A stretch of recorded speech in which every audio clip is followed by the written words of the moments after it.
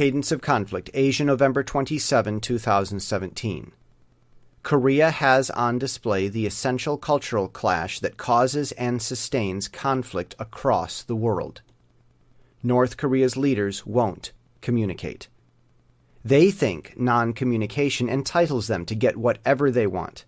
South Korea's president harbors something against Japan. It would be indefensible to claim his resentment is anything other than pure racism. The World War II Japanese government is gone, and most World War II-era Japanese who harmed his country have died. His resentment against Japan can only be against their descendants, the Japanese people themselves, categorically defining him racist. That's the leadership in the Koreas. No wonder the country is still in a state of civil war. This week, the spineless diplomacy of South Korea's president proved itself so incapable. North Koreans are so desperate to keep people in their country that they tried to kill a defector before he escaped. A stark contrast to the U.S. military's verdict on Bergdahl. In their desire to contain and kill their fellow soldier, North Koreans blundered, firing over and crossing the military demarcation line. The violation of the armistice was clearly not malicious, but out of control. The UNC, South Korea and U.S., solution to the armistice violation was communication, to request a meeting. North Korea's solution was to cut the phone lines, dig a ditch, and close the bridge. The UNC responded by blasting messages on megaphones across the border.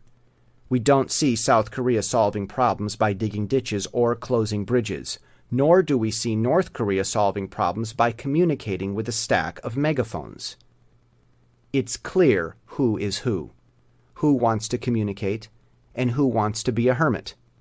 Trying to talk with North Korea is a ridiculous suggestion. Cozying up to China won't help anything either, regardless of China's view of the matter. China looks like the adult in the room, canceling airline flights to a self-doomed hermit kingdom and yet remaining open to talks with both North and South Koreas.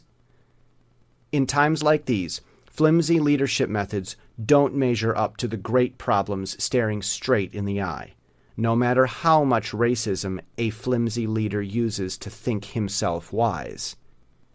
Though the armistice has been tested, though it is still in place, the U.S. will not back down on the request for a meeting to discuss the armistice violation.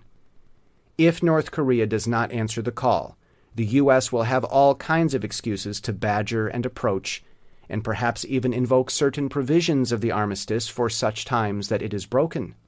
We could be looking at an avalanche that leads to the end of the North Korean regime, when all the North Koreans had to do to stop it was simply pick up the phone.